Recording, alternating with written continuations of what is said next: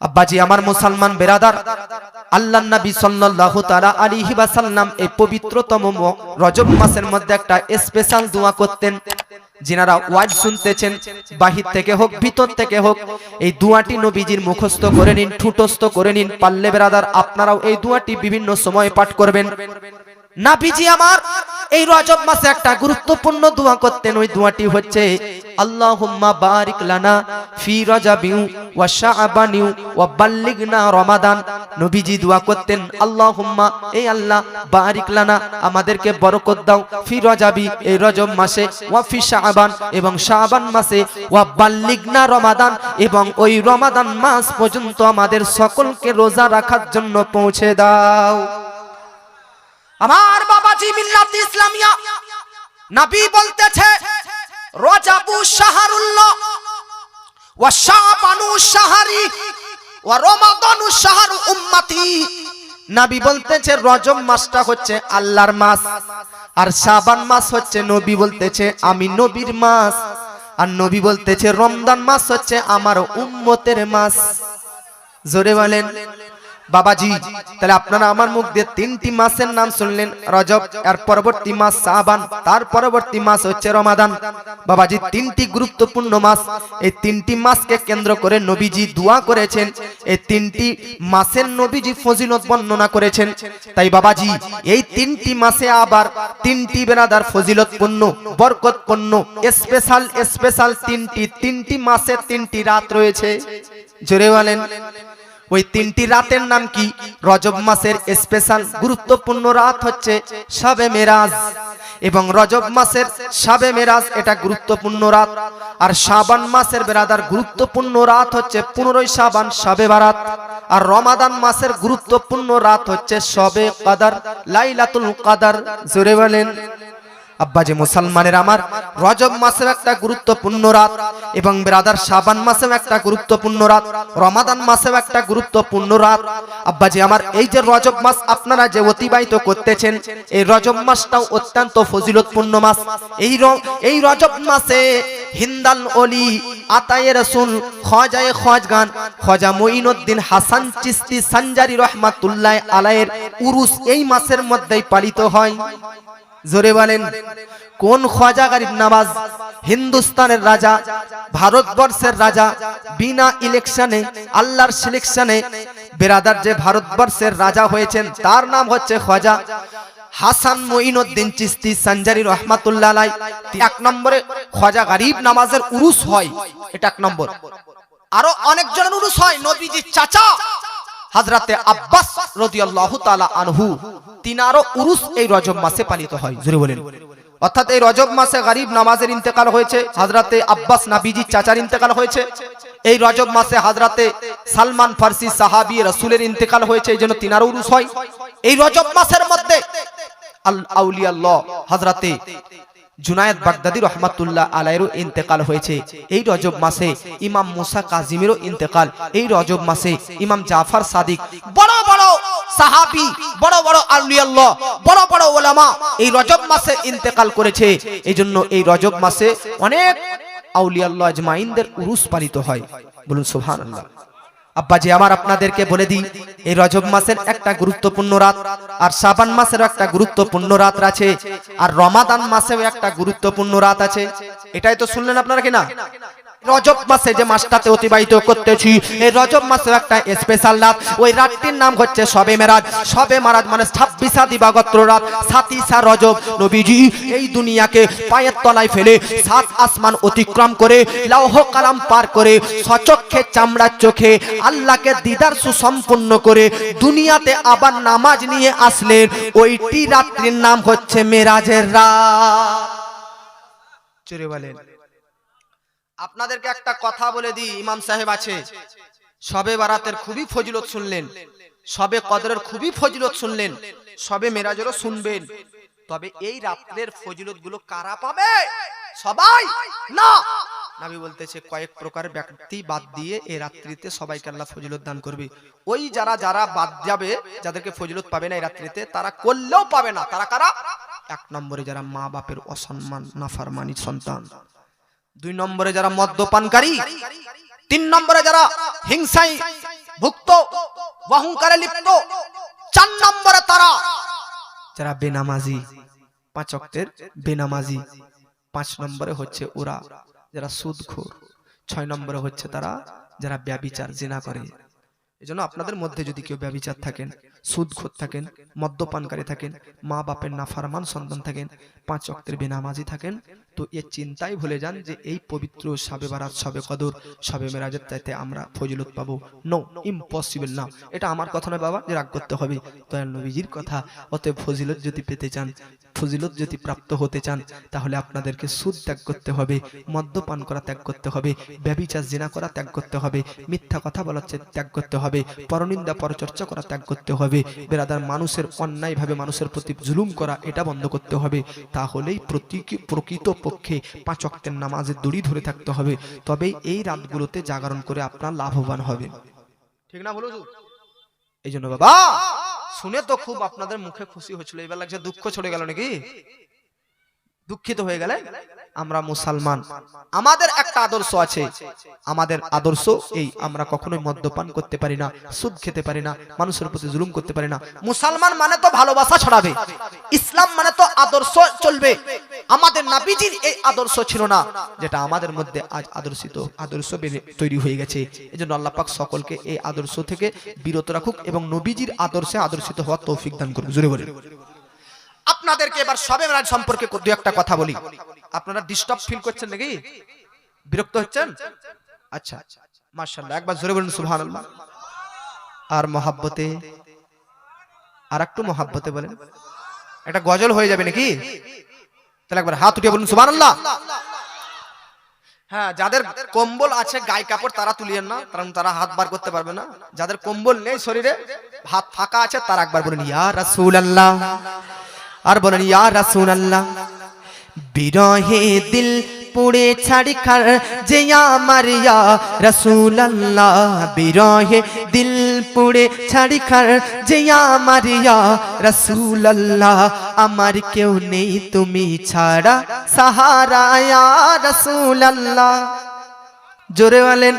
বিরহে দিল পুড়ে ছাড়ি খার, বিরহে দিল পুড়ে ছাড়ি খার যে আমার ইয়া রাসূলুল্লাহ, আমার কেউ নেই তুমি ছাড়া সাহারা ইয়া রাসূলুল্লাহ।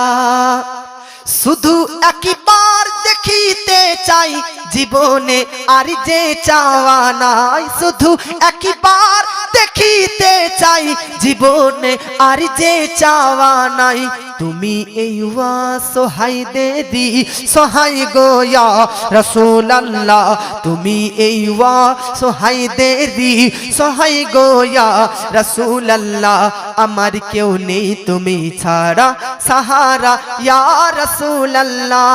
কত জনে দেখে তোমায় কলিজা শীতল হয়ে যায়, কত জনে দেখে তোমায় কলিজা শীতল হয়ে যায়, আমাদের দাও না দিদার একবার ইয়া রাসূলুল্লাহ, আমাদের দাও না দিদার একবার ইয়া রাসূলুল্লাহ, আমার কেউ নেই তুমি ছাড়া সাহারা ইয়া রাসূলুল্লাহ।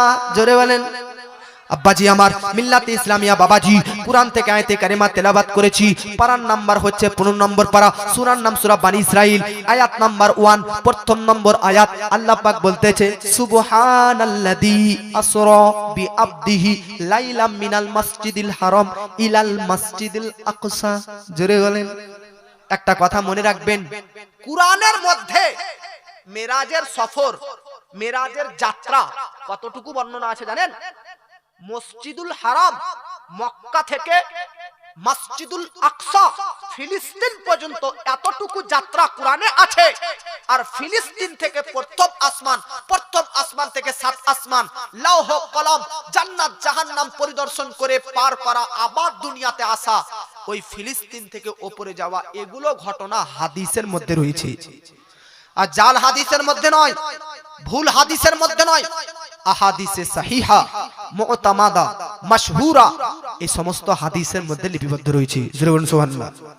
আল্লাহ পাক বলতেছে কুরআনের মধ্যে যতটুকু মেরাজের ঘটনা বর্ণনা রয়েছে সেই মেরাজের ঘটনা উল্লেখ করতে গিয়ে আল্লাহ বলতেছে সুবহানাল্লাযী, অর্থাৎ পবিত্র ওই সত্তার, যে সত্তা যে আল্লাহ নিয়ে গেছে তার প্রিয় বান্দা মুহাম্মদকে একটা রাতের মধ্যে মসজিদুল হারাম থেকে মসজিদুল আকসা পর্যন্ত। জোরে বলেন বাবাজি, একটা রাতের মধ্যে নবীকে মক্কা থেকে ফিলিস্তিন ঘুরিয়ে দিয়েছেন। জোরে বলেন।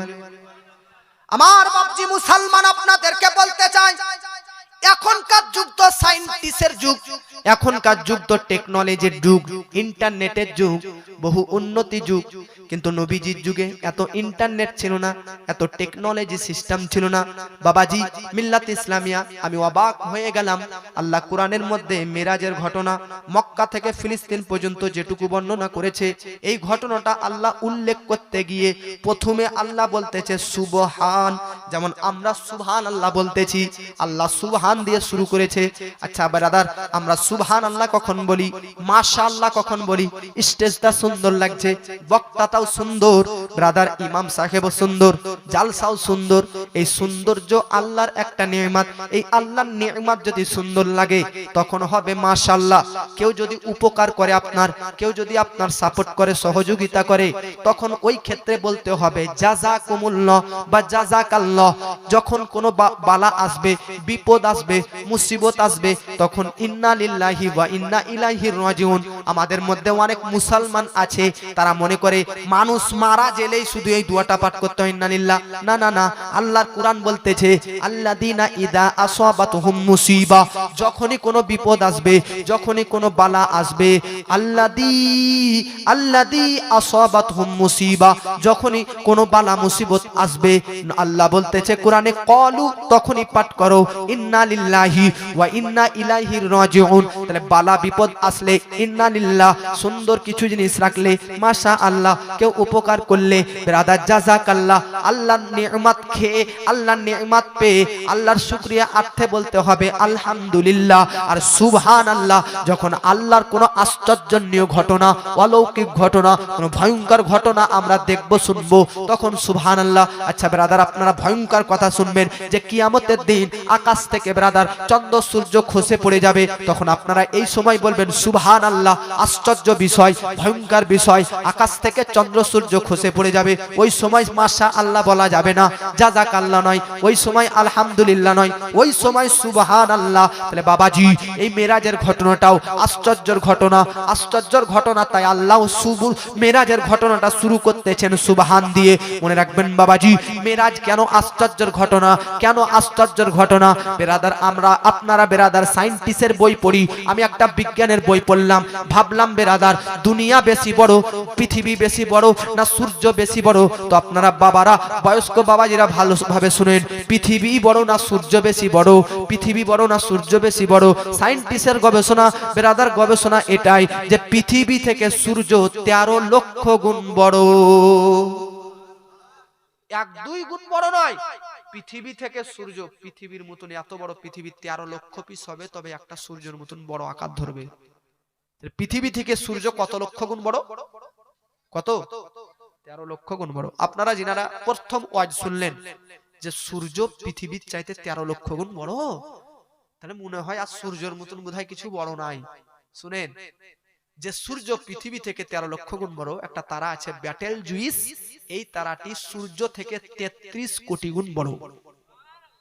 আপনারা মনে করছেন ওই তারার মতন বোধহয় আর কোনো জিনিস বড় নাই। যে তারা সূর্য চাইতে 33 কোটি গুণ বড়, ওই তারার মতন 500 বিলিয়ন তারা, 500 লাখ নয়, 500 বিলিয়ন তারা, লাখের উপরে, মিলিয়নের উপরে 500 বিলিয়ন তারা যদি অ্যাডজাস্ট করা হয়, তাহলে একটা গ্যালাক্সির ভিতরে গিলে খেয়ে নেবে। আল্লাহ কত শত গ্যালাক্সি তৈরি করেছে। গ্যালাক্সি, এত বড় গ্যালাক্সি, হাজার গ্যালাক্সি নিয়ে ভার্স তৈরি, ইউনিভার্স, এই নিয়ে মহাবিশ্ব। সায়েন্টিস্টরা বলল আমাদেরকে চাঁদে যেতে হবে।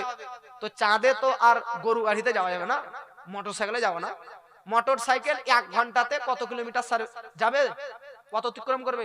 80 কিলোমিটার, 70 কিলোমিটার। মেনে নিলাম যান, আপনাদের এখানে যুবকরা খুব জোরে মোটরসাইকেল চালায়, তো 1 ঘন্টাতে 100 কিলোমিটার রাস্তা পার করবে। তাই না? 1 ঘন্টাতে 100 কিলোমিটার মানলাম, কেউ পার করতে পারবেন না। যতই ব্রাদার আরাম 5 নেন আর বুলেট নেন, 1 ঘন্টাতে 100 কিলোমিটার অতিক্রম করতে পারবেন না, তবু একটা ম্যাক্সিমাম মানলাম। সায়েন্টিস্টরা বলল এই এত অল্প বেগী, অল্প দ্রুত বেগের এই মোটরসাইকেল নিয়ে তো চাঁদে যাবে না। চাঁদে যাওয়ার জন্য এই যে প্লেন চলে, হাজিরা হজ করতে যায় প্লেনে, এই প্লেনও চলবে না। এত স্পিড দ্রুতগামী একটা যানবাহন লাগবে যার দ্বারাতে আমরা চাঁদে অতি তাড়াতাড়ি পৌঁছে যাই। তখন সর্বপ্রথম চাঁদে যাওয়ার জন্য যে যানবাহনটা তৈরি করা হয়েছিল, আপনারা শুনে নিন নামটি। চাঁদে যাওয়ার জন্য সর্বপ্রথম যে যানবাহনটা তৈরি হলো ওটার নাম হচ্ছে অ্যাপোলো 11। এর গতিবেগ ঘন্টায় 39,000 কিলোমিটার রাস্তা। 1 ঘন্টাতে 100 কিলোমিটার রাস্তা কেউ পার করতে পারবে না বাইকাররা। আর সায়েন্টিস্টরা এমন একটা রকেটের মতন যানবাহন বানালো যে 1 ঘন্টাতে 39,000 কিলোমিটার রাস্তা পার করবে। अब সায়েন্টিস্টরা বলতেছে মহাবিশ্বের শূন্যতে, মহাবিশ্বের মহাশূন্যে, প্রথম আসমানের মহাশূন্যে যদি কেউ পৌঁছতে চায় কোন সায়েন্টিস্ট, তাহলে কত টাইম লাগবে? তো সায়েন্টিস্টরা বলতেছে এই যে যানবাহনটা ঘন্টায় 39,000 কিলোমিটার গতিবেগে চলে, এই যানবাহনটার ভিতরে চেপে যদি কেউ মহাকাশের মহাশূন্যে পৌঁছতে চায় তাহলে টাইম লাগবে 1,15,000 বছর। কত বছর? 1,15,000 বছর লাগবে সবচাইতে স্পিডে যাওয়া যানবাহনে চেপে গেলেও। আর আমার আপনার নবী দুনিয়া তো দুনিয়া, মহাবিশ্ব তো মহাবিশ্ব, প্রথম দ্বিতীয় তৃতীয় চতুর্থ পঞ্চম ষষ্ঠম সপ্তম আসমানকে ভেদ করে পার করলেন। জান্নাত জাহান্নাম লৌহ কালাম আরশ কুরসি পরিদর্শন করলেন। তারপরে আল্লাহর সঙ্গে কথোপকথন করলেন। আল্লাহর কাছ থেকে 50 ওয়াক্ত নামাজ নিলেন। সূরা বাকারার শেষ অংশ নিলেন। নেওয়ার পর রাস্তায় আবার ফেরত আসতেছে।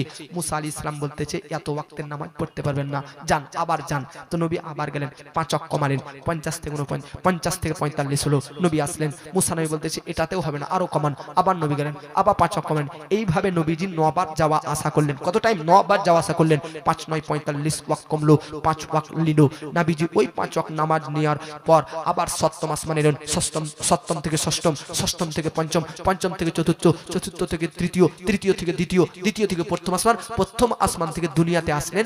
এসে দেখতেছে যে উজুর পানিতে উজু করে গিয়েছিলেন ওই উজুর পানি এখনো গড়তেই রয়েছে। যে দরজার শিকল নবী হিলিয়ে গিয়েছিলেন ওই দরজার শিকল এখনো হিলছে।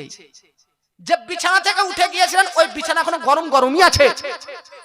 শীতকালের টাইমে, ঠান্ডার টাইমে একটা যুবক শীতকালের টাইমে গরম বিছানা করে রেখেছে। এই যে জায়গা আপনারা জায়গাগুলো সব গরম করে বসে আছেন, একবার যদি উঠে যান তো আবার যদি 5 মিনিট পর ঘুরে আসেন ওই জায়গা কি আর গরম থাকবে? থাকবে? নো, থাকবে না, ঠান্ডা হয়ে যাবে। একটা বিছানা কতক্ষণ গরম থাকতে পারে? আমার নবী এতটুকু পরিমাণে 7 আসমান ভ্রমণ করে আল্লাহর মিরাজ সুসম্পন্ন করে দুনিয়াতে আসলেন। জোরে বলেন।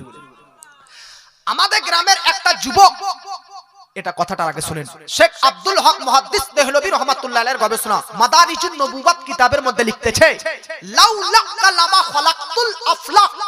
এই হাদিসটা আপনাদের ইমামরা পাঠ করে না কি, যে নবী আপনাকে না তৈরি করা হলে কিছু তৈরি করা হতো না? এটা শুনেছেন কি শুনেননি? এই কথাটা কে বলেছে? এই কথাটা আল্লাহ বলেছে, কিন্তু বলেছে কোথায় আর কখন বলেছে? লাউলা কালামা খলাকতুল আফলাক। এই যে কথা, নবী আপনাকে তৈরি না করা হলে গোটা সৃষ্টি জগৎ তৈরি করা হতো না। এই বাক্যটা আল্লাহ মেরাজের টাইমে নবীকে যখন 7 আসমান পার করালেন, আল্লাহ নিজের সামনাসামনি করলেন, তখন আল্লাহ এই কথাটা নবীকে বলতেছে আপনাকে তৈরি না করা হলে আরশ কুরসি লৌহ কালাম 7 আসমান 7 জমিন কিছুই তৈরি করতাম না। জোরে বলেন। এখন 1 নম্বর প্রশ্ন হচ্ছে এটা, আল্লাহ নবী দুনিয়াতে থাকাকালীন তুমি দুনিয়াতে বলতে নবী তোমাকে না তৈরি করা হলে কিছু তৈরি করা হতো না, আসমানে নিয়ে যাওয়ার পর কেন বললে যে তৈরি করা হলো, তোমাকে না তৈরি করা হলে কিছু তৈরি করা হতো না? আসমানে বলার কারণ কি, দুনিয়াতে কেন নয়? এবার শুনেন, আমাদের গ্রামের একটা যুবক ছেলে বুঝলেন প্লেনে চেপেছে বোম্বাই থেকে, চেন্নাইয়ের লোক, তো ঈদের টাইমে বাড়ি আসবে, তো টিকিট পায়নি বুঝলেন, এই জন্য তাড়াতাড়ি টিকিট করেছে, প্লেনের টিকিট, দমদম এয়ারপোর্ট কলকাতাতে নামবে। তো চেন্নাইয়ের রাজমিস্ত্রি গাড়ি, ডেলি 500 টাকা ইনকামকারী চেপে আছে। তো চেপে আছে ধরেন 5 তারিখ, হ্যাঁ, তো পরের মাসের 3 মাস পর্যন্ত দেখছি প্রত্যেক দিন ওর প্লেনে ছবি স্ট্যাটাস লাগতেই আছে, ফেসবুকে দেখতেই আছে, লাগছে প্রত্যেক দিনই চেপে আছে। মানে জাহাজে চাপার সময় এরকম জাহাজের সামনে একটা ছবি তুলেছে, এই ছবিটা প্রত্যেক দিন ইন্টারনেটে ছাড়ছে। এখন গ্রামের একদিন বলছে ভাই তুই তো একদিন চেপে আছিস, তো প্রত্যেক দিন ছবি ছাড়ছি কেন? তুই ব্যক্তি বলতেছে, এটা আমার ওই ব্যক্তি বলতেছে আমি জাহাজে চেপেছি, তো এটা জাহাজের গর্বের বিষয় না যে চেপেছে তার গর্বের বিষয়? বুঝলেন না? জাহাজের গর্বের বিষয় না যে চাপছে তার গর্বের বিষয়। যে চাপছে তার বলে তো এতটা ফেসবুকে ছাড়ছে যে আমি জাহাজে চেপেছি, এখান প্লেনের দরজা, এখান প্লেনের সিট, এখান প্লেনের পাইলট, এটা ওইটা ওইটা সব দেখাচ্ছে। মানে জাহাজ গর্বিত নয়, প্লেন গর্বিত যে আমি আজকে একটা রাজমিস্ত্রিকে পেয়েছি। না, প্লেন গর্বিত হয় না, প্লেনে যে প্যাসেঞ্জার হয় ওই প্যাসেঞ্জার গর্বিত, প্যাসেঞ্জার গর্ব করে যে আজ প্লেনে চেপেছি। জগৎবাসী যে যে স্থানের নয় সে যদি ওই স্থানটা অর্জন করে তাহলে সে নিজেকে অনেক গর্ব মনে করে। এই স্টেজে সবাই তো চাপতে পারে না, যে কখনো কোনোদিন চাপতে পারে না, হঠাৎ করে তাকে ডেকে আপনাদের মধ্যে কোন একজন ব্যক্তিকে ডেকে এই জায়গাতে যদি আমি বসিয়ে সম্মান দিই তাহলে ও নিজেকে গর্ব মনে করবে, নিজেকে ফখর করবে, আর গোটা গ্রামবাসীকে বলে বেড়াবে অমুক বক্তা অমুক টাইমে আমাকে স্টেজের ওই সিংহাসনে বসিয়েছিল। জগৎবাসী যে যে স্থানের নয় তাকে সেই স্থান দেওয়া হলে সে অনেক গর্ব ফিল করে, অনেক গর্বিত হয়। জগৎবাসী আমার নবী প্রথম আসমান পার করলেন, 7 আসমান পার করলেন, এখন তো কোনো ব্যক্তি জান্নাত দেখেনি সচক্ষে, জান্নাত পর্যন্ত কেউ পৌঁছাতে পারেনি। আচ্ছা মানলাম জান্নাত পর্যন্ত কেউ পৌঁছেছে, বলুন আরশে মুআল্লা পর্যন্ত কেউ গিয়েছে? না, আমার নবী গিয়েছে। আচ্ছা লাউহে মাহফুজ কেউ দেখেছে? না, নবী দেখেছে। আচ্ছা লামাকা পর্যন্ত কেউ গিয়েছে? না, লামাকা পর্যন্ত আমার নবী গিয়েছে। এখন কোন একজন ব্যক্তি নবী গিয়েছে লামাকা, আরশে মুআল্লা, লাউহ কালাম, জান্নাত জাহান্নাম সব জায়গাতে নবী গিয়েছে। কেউ এটা বলে দিতে পারে যে নবীর গর্বের বিষয় যে নবী লামাকা গিয়েছে, নবীর গর্বের বিষয় যে নবী আরশে মুআল্লায় চেপেছে, নবীর গর্বের বিষয় যে নবী সচক্ষে জান্নাত দেখে নিয়েছে? এটা বলতে পারে। তাই আল্লাহ পাক নবীকে বলতেছে লাউলা কালামা খলাকতুল আফলাক, নবী আপনাকে তৈরি না করা হলে এই আসমান জমিন, এই আরশ কুরসি, এই লৌহ কালাম, এই জান্নাত জাহান্নাম লামাকা কিছুই তৈরি করতাম না। এই কথাটা দুনিয়াতে এই জন্য বললেন না, আসমানে গিয়ে নবী এই জন্য নবীকে আল্লাহ এই জন্য বললেন যে নবী আপনাকে না তৈরি করা হলে এ কিছুই তৈরি করতে কিছুই করতাম না তৈরি, এই জন্য বললেন। তাতে যেন যারা এই প্রশ্ন করবে যে নবীর গর্বের বিষয় আরশে মুআল্লা গেছে, তাদের এই প্রশ্নের উত্তর যে শুন শুন, নবী আরশে গিয়েছে, আরশের গর্বের বিষয় নয়, বরং এটা আরশের গর্বের বিষয় যে নবীকে কাছে পেয়েছে, লামাকার গর্বের বিষয় যে নবীকে কাছে পেয়েছে, জান্নাতের গর্বের বিষয় যে নবীকে কাছে পেয়েছে, লাউহে মাহফুজের গর্বের বিষয় যে নবীকে পেয়েছে। কারণ নবীকে না তৈরি করা হলে আরশ কুরসি লৌহ কালাম কিছুই তৈরি হতো না। আরে মেরাজ কার নাম? মেরাজ জান্নাতে যাওয়ার নাম নয়, মেরাজ আরশে মুআল্লা পার করার নাম নয়, মেরাজ লাউহে মাহফুজে যাওয়ার নাম নয়, মেরাজ লামাকাতে যাওয়ার নাম নয়, বরং মেরাজ তো আল্লাহর সঙ্গে দিদার করার নাম হচ্ছে মেরাজ। জোরে বলেন, মহব্বতে বলেন, আর মহব্বতে বলেন। তাহলে বাবা আল্লাহর নবী সাল্লাল্লাহু আলাইহি ওয়াসাল্লাম কতটা মর্যাদা সুসম্পন্ন হয়েছে। এখন কোন একজন ব্যক্তি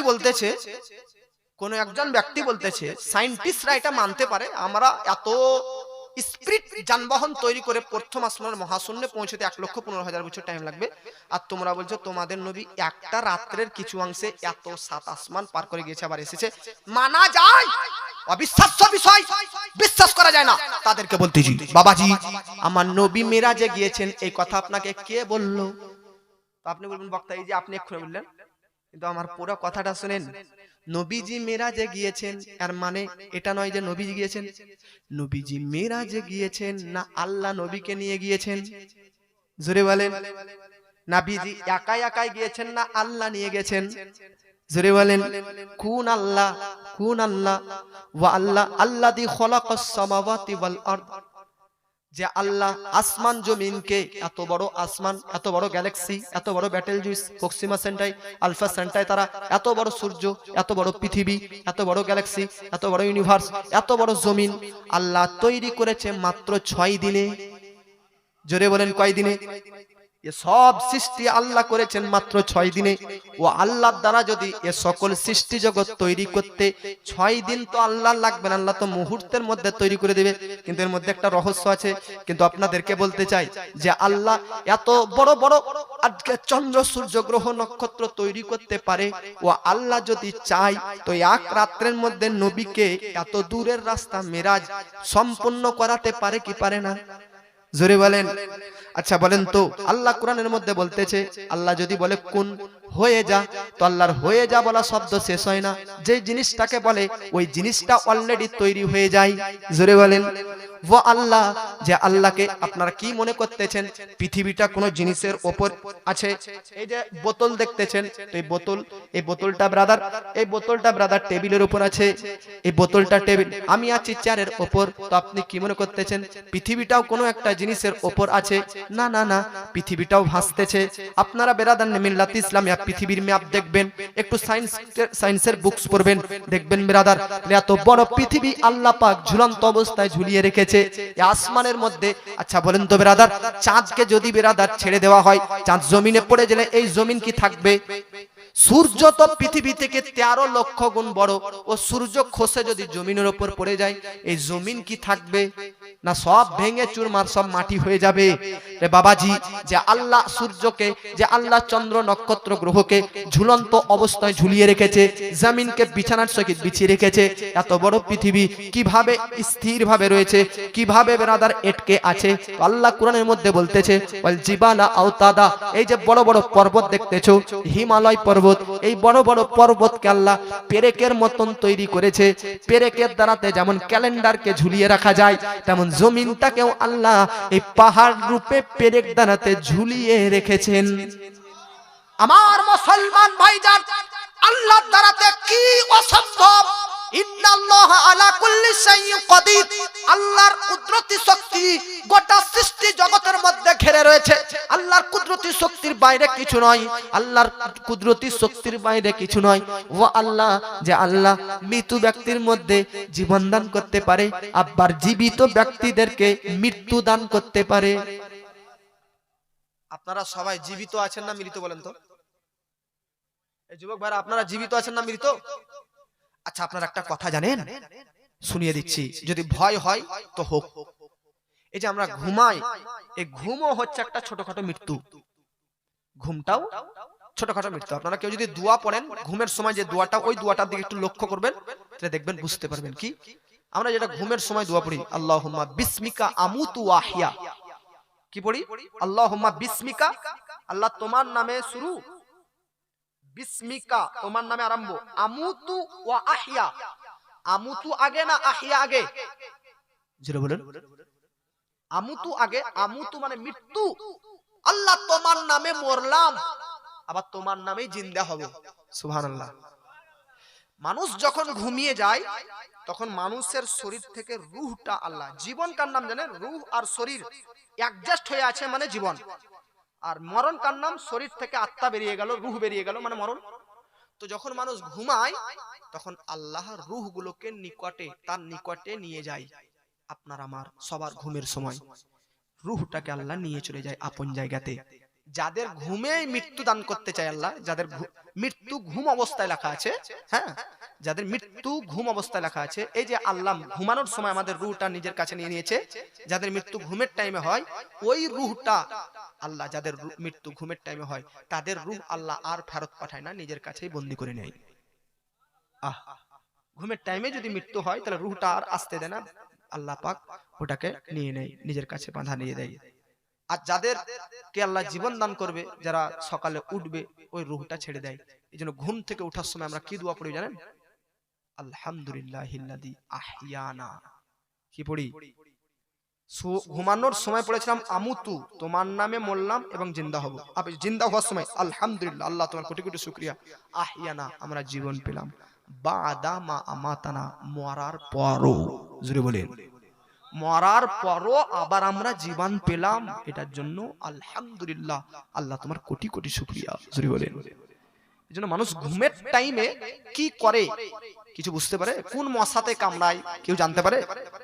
ঘুমের টাইমে কত এই যে গাড়ি চালানো না, এমন জোরে জোরে নাক ডাকে গো, তা ও যে ঘুমায় সে জানতে পারে? জোরে বলেন, জানতে পারে। কত জালসাতে আমার জীবনে হলো, কত মানুষের সঙ্গে মিশলাম, চললাম হাজরাত। একটা জালসাতে বুঝলেন আমাকে ঘুমাতে দিয়েছে একটা রুমে, কমিটি বলছে, দুটো কমিটি, যে আমরাও ঘুমাবো হুজুর, আমাদের বাড়ি ঘরে সব কুটুমজন এসছে, ঠিক আছে ঘুমান।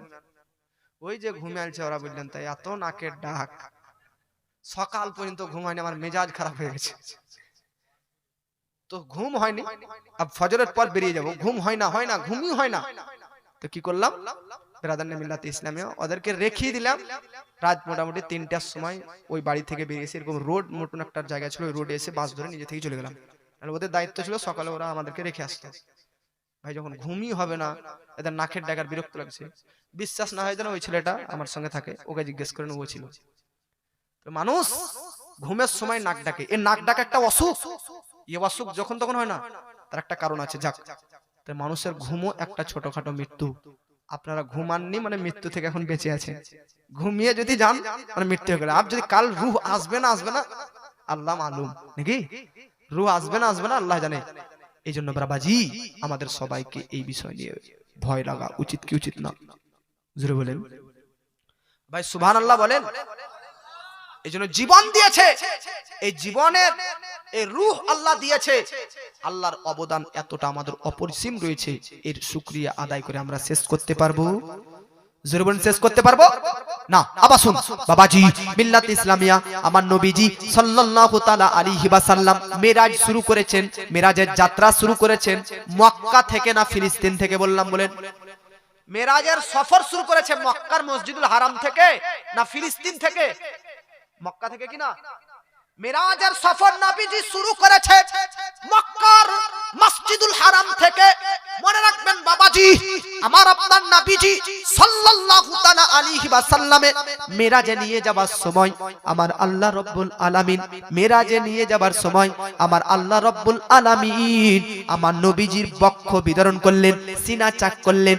এই যে ব্রাদার 30 নম্বর পারা, সূরার নাম সূরা আল ইনশিরা।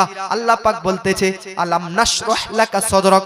আল্লাহ বলতেছে এই মুস্তাফা, আমি তোমার সিনাকে কুশাদা করে দিইনি, খুলে দিইনি। মনে রাখবেন বাবাজি, আপনাদের গ্রামে আত্মহত্যায় মারা যাওয়া, বিষ খেয়ে মারা যাওয়া, গলায় দড়ি দিয়ে মারা যাওয়া, অ্যাক্সিডেন্ট হয়ে মারা যাওয়া, কোন ব্রাদার হার্ট অ্যাটাকে মারা যাওয়া ইত্যাদি, এই রোগী এই অবস্থায় যারা মারা যায় তাদের দেখবেন পোস্টমর্টম করে। তো আপনারা হয়তো পোস্টমর্টম করা না দেখেছেন, কিন্তু পোস্টমর্টম কিভাবে করে এটা অনেকেই জানেন। পোস্টমর্টম কিভাবে হয়? এই যে গলা থেকে ব্রাদার নাভি পর্যন্ত কাটে, অনেক চামড়া কাটার পর ভিতর থেকে কলিজা, ভিতর থেকে হৃৎপিণ্ড, ভিতর থেকে যত বুকের মধ্যে সিনার মধ্যে যত মালমস্তা আছে সবকিছু বার করে, কিছু কিছু কেটে ডাক্তাররা রেখে নেয়, বাকিটা ব্যাক করে দেয়, তারপরে আবার সেলাই করে দেয়। আব্বাজি আমার নবীজি সাল্লাল্লাহু তাআলা আলাইহি ওয়াসাল্লামকে মেরাজে নিয়ে যাবার সময় আসমানের নূরি ফেরেশতা আসলেন, আসার পর নবীজির বুককে ফাললেন, বুককে চিরলেন, চিরার পর হৃৎপিণ্ড বার করলেন, নবীজির কলিজা বার করলেন, সবকিছু বার করার পর জমজমের পানি দ্বারা ধৌত করে আবার নবীজির বুকে সবকিছু ভরে সেট করে দিলে।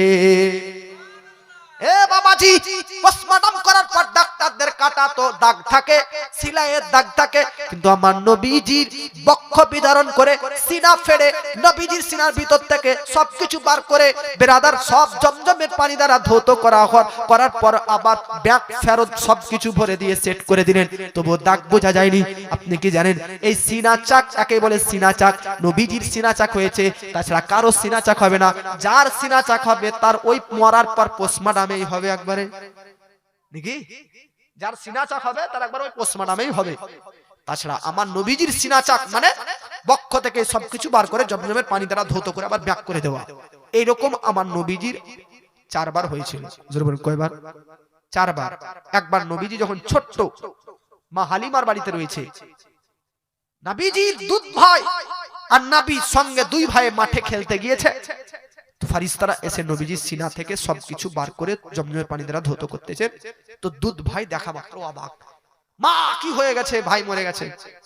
দত্তা দত্তা এসে মা হালিমাকে বলে, মা হালিমা গিয়ে নবীকে জিজ্ঞাসা করে, নবী বলতেছে ফারিস্তারা সেরকম করলো। এরকম করার কারণ যে আমরা যখন পাপ করি তো আমাদের এই অন্তরটা নোংরা হয়ে যায়। নবী বলতেছে কেউ যদি একটা গুনাহ করে তো তার অন্তরে একটা দাগ হয়ে যায়। কি বললাম? একটা গুনাহ করলে এই দিলে এই অন্তরে কটা দাগ পড়বে? জোরে বলেন কটা? একটা। দুটো করলে দুটো, তিনটা করলে তিনটা। আপনারা ভাবুন 24 ঘন্টায় আমরা কতটা গুনাহ করি, কতটা পাপ করি। 24 ঘন্টায় 24টা পাপ করলে 24টা দাগ পড়বে। এই আমাদের দিলটা তো আর পাটিকা বাড়ির মতন বড় নয় যে যতই দাগ পড়ুক আরো জায়গা ফাঁকা আছে। এতটুকু অল্পটুকু দিল, এত হালকা দিল, এত ছোট্ট জায়গাতে ঘিরে গুনহার দাগ যদি পড়তে থাকে এই অন্তরটা কালো হয়ে যাবে। আর কালো ময়লা দিলে আমাদের ইবাদতের দিকে আর ধ্যান বসবে না, আল্লাহর মসজিদের দিকে আর মন যাবে না, বরং এই দিলে আমাদেরকে পাপের দিকে ধাবিত মনে হবে, পাপের দিকে চলে যাব। কিন্তু আমার আপনার নবীজি বেরাদার বাল্যকালে এরকম, বেরাদার আমার নবীজির ভিতরে অন্তরের ভিতর থেকে সবকিছু বার করলেন, ধুয়ে ফেলে দিলেন, তাতে যেন আমার নবীজি খেল তামাশায় খেলানাতে যেন মগ্নতা দিতে পারে। কারণ নবীজির দায়িত্ব ইসলাম প্রচার করা। জহির বলেন আমার নবীজির বাল্যকালে একবার সিনাচাক, 10 বছর বয়সে আরেকবার সিনাচাক হয়েছিল। আকা মুস্তাফা সাল্লাল্লাহু তাআলা আলাইহি ওয়াসাল্লামের তৃতীয়বার সিনাচাক হয়েছিল ব্রাদার নবুয়ত প্রচার করার আগে। আর চতুর্থবার নবীজি সিনাচাক হয়েছে মেরাজের যাবার আগে। জোরে বলেন। এবার আপনাদেরকে আরেকটা কথা বলে দিই, নবীজি মেরাজে গিয়েছেন কোন জিনিসের উপর চেপে? এ ব্রাদার চাঁদে গিয়েছে তো রকেটের উপর চেপে চাঁদে গিয়েছে, তো এরোপ্লেনের উপর চেপে চাঁদে গিয়েছে, তো অ্যাপোলো 11 এর উপর চেপে সায়েন্টিস্টদের তৈরি করা যে যানবাহন চাঁদে যায় ওই যানবাহনের উপর চেপে বৈজ্ঞানিকরা বেরাদার চাঁদে গিয়েছে।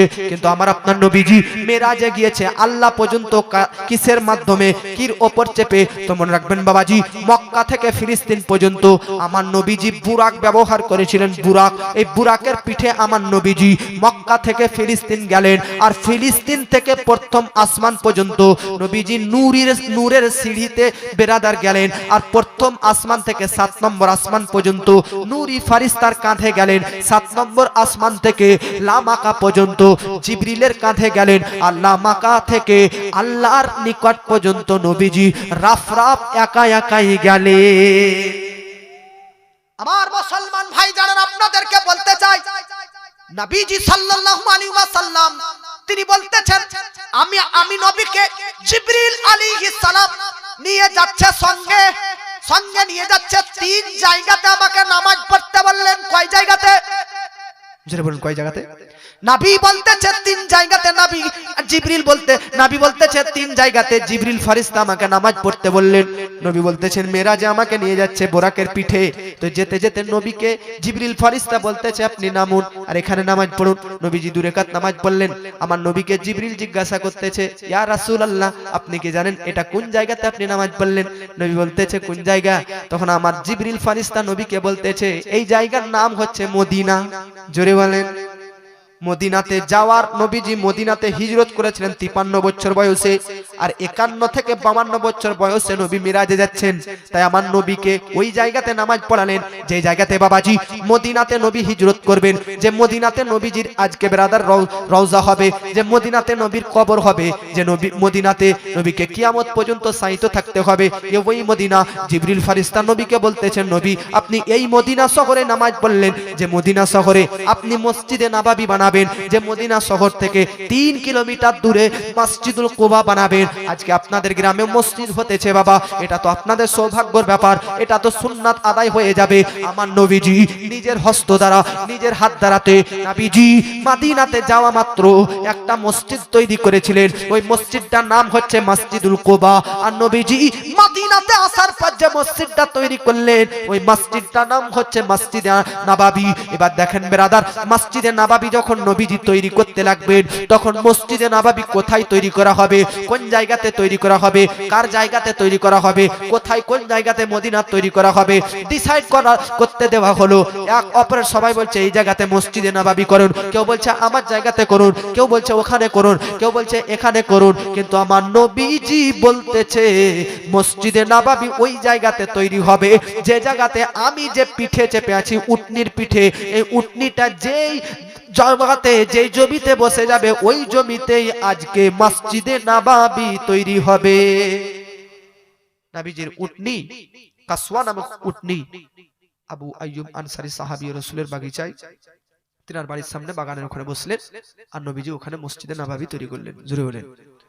নবী যেদিন মক্কা থেকে হিজরত করে মদিনা এসেছিলেন সেদিন মদিনা ঢুকবো আর 3 কিলোমিটার বাকি এখনো জায়গাতেও নবীজি একটা মসজিদে কুবা বানিয়েছিলেন। অতএব আজ আপনাদের গ্রামে একটা মসজিদ তৈরি হচ্ছেন, আপনারা নবীকে মহব্বত করে নবীর প্রেমে পড়ে এই মসজিদকে কেন্দ্র করে 100 টাকা করে কয়েকজন ব্যক্তি আনতে পারবেন? নগদ 100 টাকা করে। নবীজি যেহেতু মসজিদে নববী তৈরি করছেন মসজিদে কুবা তৈরি করেছেন। আপনারাও নবীজির কর্মের সঙ্গে নিজে ব্রাদার, আপনারা যদিও বা নিজের হাত দ্বারা মসজিদ না তৈরি করুন, কিন্তু মসজিদ যারা তৈরি করবে তাদের কাজে সহযোগিতা করা এটাও সুন্নাত।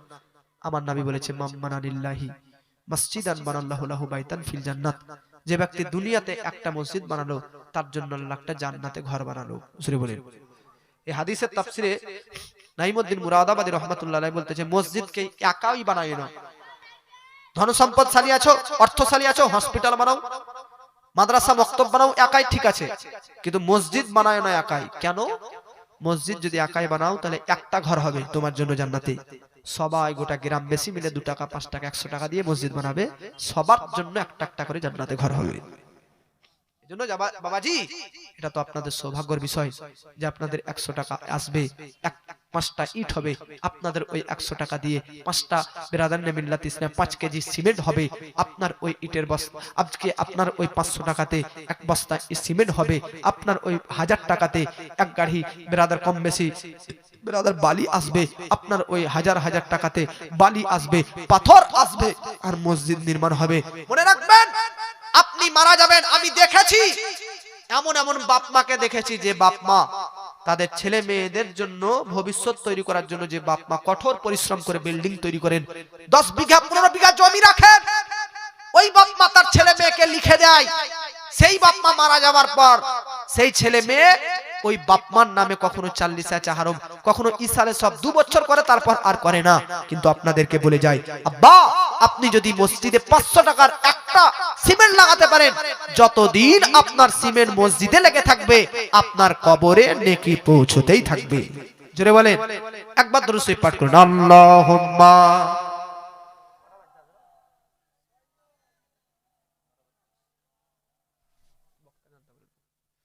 ওয়া আলা আলি সাইয়্যিদিনা। আমার বাবাজি নবীজি বলতেছেন মেরাজের রাত্রিতে আমাকে নিয়ে যাওয়া হচ্ছে। জিবরিল আলাইহিস সালাম বলতেছেন নবীজি আপনি নামাজ পড়েন। নবী বললেন আমি নামাজ পড়লাম। জিবরিল ফেরেশতা বলতেছে জানেন হাবিব ওই জায়গাটা কোন জায়গা? নবী বলতেছে কোন জায়গা? জিবরিল ফেরেশতা বলতেছে এটা হচ্ছে মদিনা। জোরে বলেন। আমার নবীজি আবার বেরাদার বোরাকের পিঠে 2 রাকাত নামাজ পড়ে সওয়ার করলেন, আরোহণ করলেন।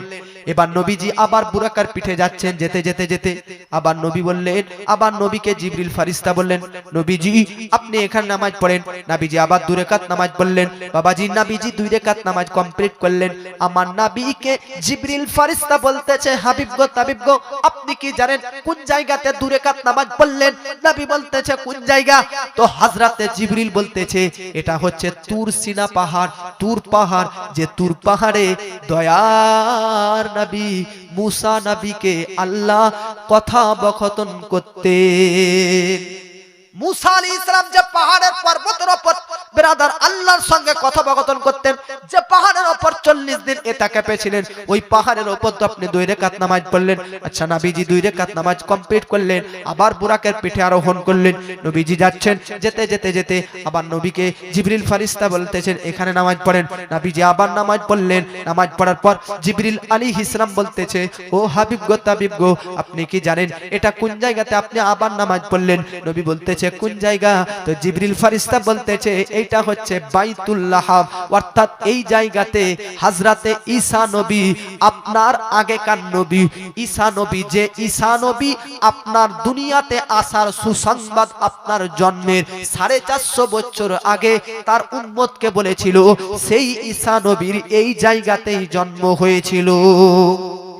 ঈসা নবীর জন্মভূমি, ঈসা নবীর একটা জন্মভূমি জায়গা, এই জায়গাতে আপনি 2 রাকাত নামাজ পড়েন। নবীজি পড়লেন। তাহলে বাবাজি নবীজি 3 জায়গাতে নামাজ পড়লেন। এবার দেখেন বাবাজি নবীজি মক্কা থেকে ফিলিস্তিন যাবে।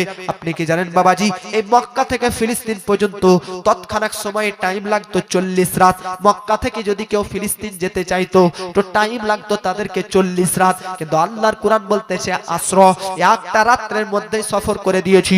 আচ্ছা বাবাজি নবীজি ফিলিস্তিন পর্যন্ত যাচ্ছে। যেতে যেতে নবী সাল্লাল্লাহু আলাইহি ওয়াসাল্লাম বলতেছে, এটা মুসলিম শরীফের হাদিস, নবী বলতেছেন আমি বোরাকের পিঠে যাচ্ছি, যেতে যেতে দেখতেছি হযরতে মুসা আলাইহিস সালামের কবরের সাইড দিয়ে জিবরিল ফেরেশতা বোরাকের উপর চাপিয়ে আমাকে নিয়ে যাচ্ছে। নবী বলতেছেন আমি দেখছি, আমি বোরাকের পিঠে যাচ্ছি মুসা নবীর কবরের সাইড দিয়ে, যেতে যেতে দেখছি মুসলিম শরীফের হাদিস, নবী বলতেছে ওয়া হুয়া কায়িমুন রাওয়াইতু বি মুসা, আমি মুসা নবীকে দেখতে পাচ্ছি, ওয়া হুয়া কায়িমুন ইউসাল্লি ফি কবরিহি, মুসা নবী কবরের ভিতরে দাঁড়িয়ে দাঁড়িয়ে নামাজ পড়তেছে। সুবহানাল্লাহ। আচ্ছা, আপনারা কি কবরের সাইড দিয়ে গিয়ে যান? কখনো কি কবরের ভিতরে হাড়গুড্ডি আছে না মাংস আছে না কি করছে কিভাবে আছে কি দেখতে পান? দেখতে পান? পান? কিন্তু আমার নবী বলতেছে আমি বরাকের পিঠে যাচ্ছি, তো হযরতে মুসা নবীর কবরের সাইড দিয়ে যখন নিয়ে যাওয়া হতেছে, তো নবী বলতেছে আমি মুসা নবীকে দেখতেছি, মুসা নবী কবরের ভিতরে দাঁড়িয়ে না বসে, বললাম জোরে বলেন, দাঁড়িয়ে দাঁড়িয়ে নামাজ পড়তেছে। মানুষ মারা যাবার পর তার সব আমল বন্ধ হয়ে যায়।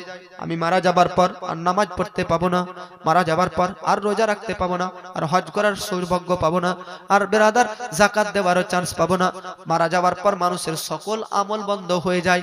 মারা যাওয়ার পর আর কাউকে আমল করতে হবে না, যা আমল করেছে এবার ওইটা নিয়ে নিরপেক্ষ পরীক্ষা হবে আপনার মারা যাবার পর। বেরাদার, যে জিন্দা সে নামাজ পড়ে না, যে মুর্দা সে নামাজ পড়ে। জিন্দা ব্যক্তিরা নামাজ পড়ে না মুর্দা? আপনারা নামাজ পড়েন তো আপনারা জিন্দা না মুর্দা? তাহলে বাবাজি আপনাদের কথাতেই কথা, আপনারা বলতেছেন জিন্দা ব্যক্তিরা নামাজ পড়ে, মুসা নবী কবরের ভিতরে নামাজ পড়তেছেন দাঁড়িয়ে দাঁড়িয়ে। এটা তো হাদিস, নবীজির কথা, মুসলিম শরীফের সহিহ হাদিস। হাযা হাদিসুন হাসানুন, হাদিসটি হাসান সনদে সহিহ। তাহলে আপনারা বলেন বাবাজি মুসা নবী কবরে দাঁড়িয়ে দাঁড়িয়ে নামাজ পড়তেছে, তাহলে মুসা নবী কবরে জিন্দা না মুর্দা? জোরে বলেন, জিন্দা না মুর্দা? জিন্দা না মুর্দা? আপনারা বলবেন হুজুর মুসা নবী তো 1000 বছর আগে, আমার নবীর 1000 বছর আগে ইন্তেকাল করে গিয়েছে, তিনি কবরের মধ্যে কিভাবে জিন্দা? জিন্দা মানুষরা তো সকালে খায়, 10টায় নাস্তা করে, দুপুরে খাওয়া দাওয়া করে, রাত্রে বেলাতে পানাহার করে। মুসা নবী কবরের ভিতরে কোথায় পানাহার করে, কোথায় আহার করে? আল্লাহর কুরআন বলতেছে ওয়ালা তাকুলু লিমান ইউকতালু ফি সাবিলিল্লাহ, যারা আল্লাহর পথে শহীদ হয়ে যায় তাদেরকে তোমরা মুর্দা বলিও না, বাল আহইয়াউন, তারা হচ্ছে জিন্দা, তারা হচ্ছে জিন্দা।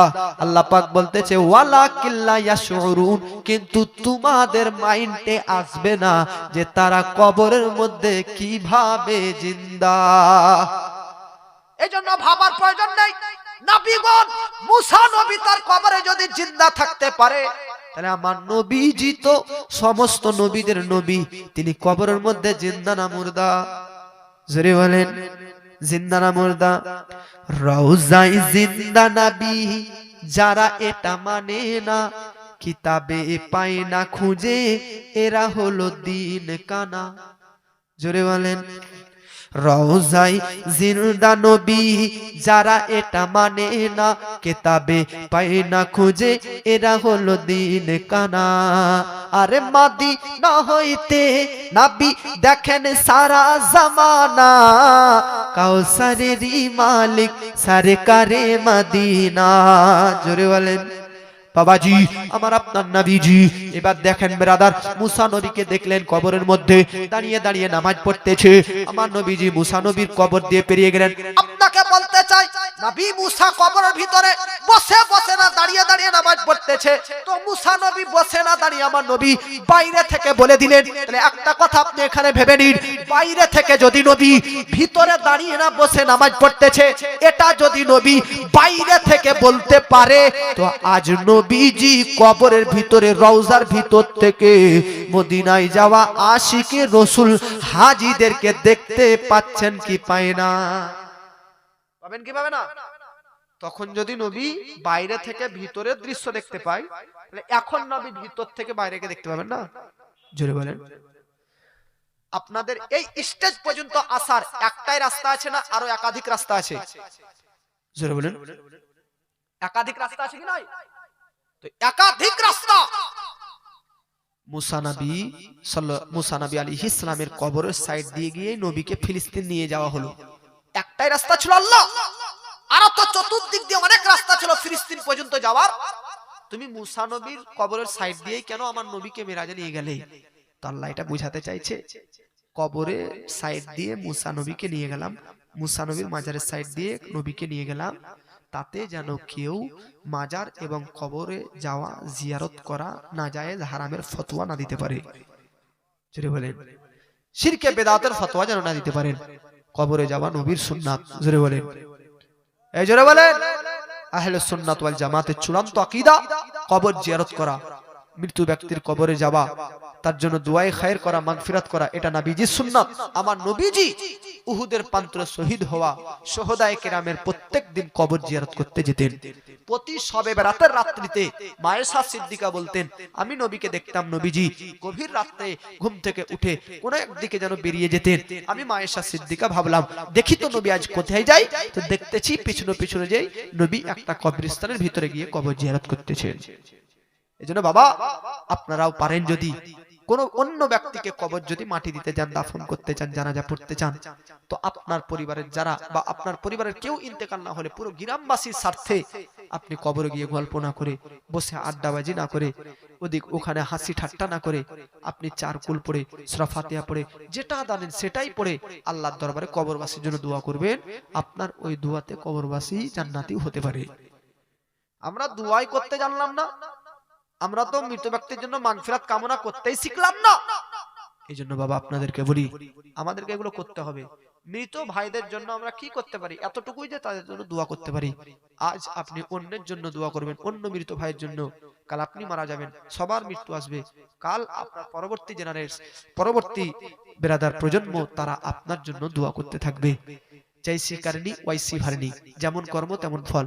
আপনি অন্যের জন্য যেমন ভাববেন, আপনার জন্য তেমন অন্য লোকেরা আপনার জন্য ভাববে। এই জন্য বাবা, কবরের মধ্যে গিয়ে হাঁটা চলাফেরা করিয়েন না, বসবেন না, আড্ডাবাজি করবেন না, গল্প করবেন না।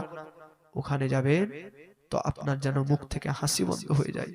ওখানে যাবেন, যাওয়ার পর আপনার চোখ দিয়ে যেন অশ্রু ঝরে। জিয়ারত করা নবীজি এই জন্য অনুমতি দিয়েছেন, কবর যাওয়া এই জন্য নবী পারমিশন দিয়েছেন। তাতে মানুষ কবরে যাবে, অন্যের কবর জিয়ারত করতে গিয়ে তার অন্তরে মৃত্যু স্মরণ আসবে যে আমাকেও এখানে আসতে হবে, আমাকেও একদিন মরতে হবে।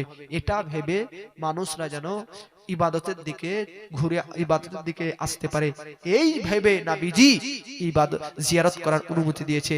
আর আজ আমরা ওই কবরে যাওয়াটাকেও ফ্যাশন বানিয়ে নিয়েছি। কথা ঠিক না ভুল? কবরে যাওয়া ফ্যাশন নয়। কবরে যাওয়া মানে মৃত্যুকে স্মরণ করা, জিয়ারত করা ফ্যাশন নয়, মৃত্যুকে স্মরণ করা। আর আমরা আজ মাজারে যাওয়া, কবরে যাওয়া এটা ফ্যাশন বানিয়ে নিয়েছি। টেকার ভাড়া করি, খাসি নি, মা, ছেলে, বউ, স্ত্রী, বোন সবাইকে নিয়ে আমরা সবকে নিয়ে চলে যাচ্ছি। এরকম করবেন না। মহিলাদের জন্য আল্লাহ পাক অনেক কিছু মাফ করে দিয়েছে। সুবহানাল্লাহ, অনেক কিছু মাফ। যে মারা আমার ওয়াজ শুনছেন, মা, আপনাদেরকে বলি, আপনাদের ওপর কবর জিয়ারত করা আল্লাহ মাফ করে দিয়েছেন। জোরে বলেন। আপনার জন্য জানাজা নামাজ পড়া মাফ করে দিয়েছে, আপনার জন্য জুমার নামাজ মাফ, আপনার জন্য 2 ঈদের নামাজ মাফ। ঈদ, জুমা এগুলো জামাত ছাড়া হয় না, আর জামাত মহিলাদের করাও নিষিদ্ধ। সেহেতু মহিলাদের জন্য ঈদের নামাজ মাফ, জুমার নামাজ মাফ, তারাবির নামাজ মাফ, জানাজার নামাজ মাফ। সে সূত্রে মা বোন আপনাদের উপর অনেক মাপ রয়েছে। আজ অনেকজন ব্যক্তি বলতে থাকে নারীদেরকে ইসলাম সম্মান দেয়নি, নারীদেরকে ইসলাম মান মর্যাদা দেয়নি। কেন? যদি নারীদেরকে ইসলাম সম্মান দিত তাহলে মসজিদের ইমাম হবে কে? তো পুরুষরা। কোন মসজিদের ইমাম তো মহিলারা হতে পারে না? হতে পারে?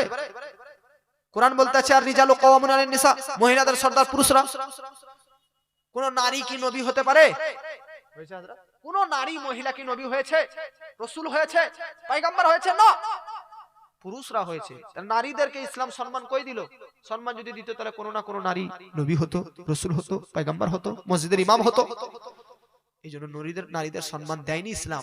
যারা এই প্রশ্ন করে, এই কথা বলে, তাদেরকে আমি বলি তুমি বোকা।